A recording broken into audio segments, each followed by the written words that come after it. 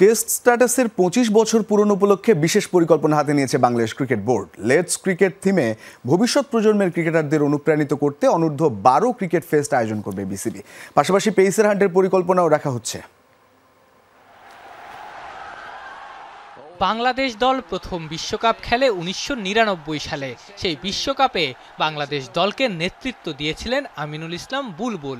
তবে সেই গৌরব ছাপিয়ে বিসিবির বর্তমান সভাপতির সবচেয়ে বড় পরিচয় যেন বাংলাদেশের প্রথম টেস্ট সেঞ্চুরিয়ন। টেস্ট ক্রিকেটার বুলবুল যেন ওতপ্রোতভাবে জড়িয়ে।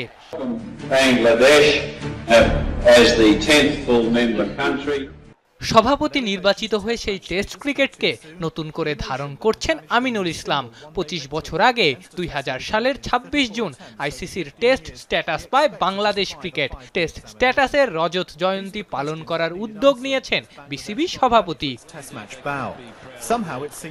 লেটস ক্রিকেট থিমে ভবিষ্যৎ প্রজন্মের ক্রিকেটারদের অনুপ্রাণিত করতে অনূর্ধ্ব ১২ ক্রিকেট ফেস্ট আয়োজন করবে বিসিবি। দেশের ৬৪ জেলায় এই ফেস্ট আয়োজিত হবে। মূলত তৃণমূল থেকে ক্রিকেটার খুঁজে বের করাও এর পেছনের অনেক বড় কারণ। প্রতিটা জেলার সেরা খেলোয়াড়দের নিয়ে তৈরি করা হবে বিভাগীয় দল। সেই ৮ দল নিয়ে এরপর ঢাকায় অনুষ্ঠিত হবে গ্র্যান্ড ফিনালে। প্রতিটা জেলার বিসিবি নিযুক্ত কোচ এই ফেস্টের দায়িত্ব পালন করবেন। পাশাপাশি পেসার হান্টের পরিকল্পনাও রাখছে বিসিবি। আফনান পিয়াল, যমুনা স্পোর্টস, ঢাকা।